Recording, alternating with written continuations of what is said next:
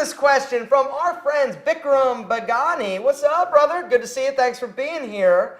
He says, hey, Aaron, I know you once suffered a failure in the fitness industry, but now you're successful. So my question is do you ever think about revisiting the idea of opening a fitness center now that you have money to do it? Ooh. Yeah. Isn't there that saying, if you're, a multi-millionaire and you want to, become someone that only has thousands of dollars, open a fitness store?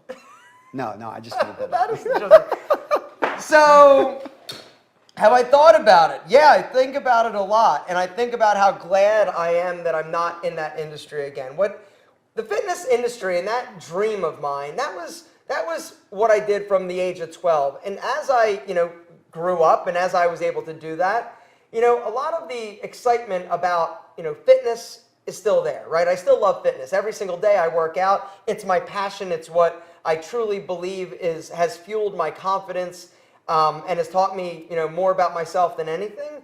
But the truth is, at this stage of my life, it's not my dream anymore. It's not my goal, and that's okay. My goals have changed. Your goals will change as you experience different things. What I now think of success is very different than what I used to think success would look like. But the only way I could get there is if I've sort of gone through, the highs, the lows, and sort of lived and figured things out. Now, looking back, if I were to do it again, I would change a lot of things. But in terms of the amount of workload, the amount of competition, there are easier ways for me at this point and stage of my life that have a lot less stress and a lot less risk.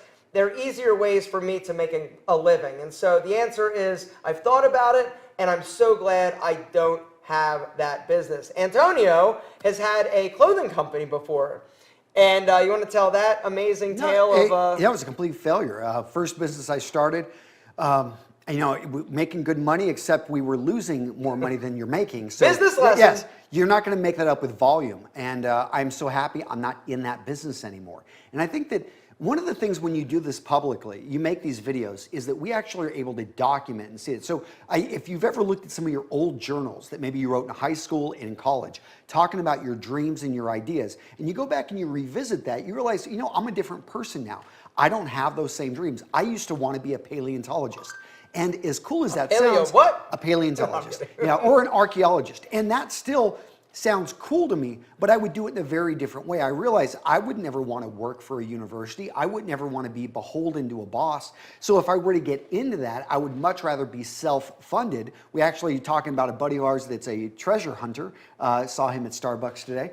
And I still love that idea of being a treasure hunter, except the fact that it would be my company and I would be able to direct where we're going to go treasure hunting.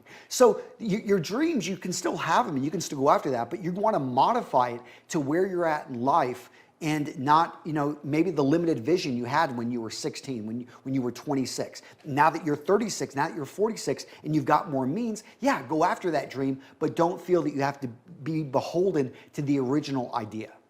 Amazing. It's like you've done this before. Once or twice.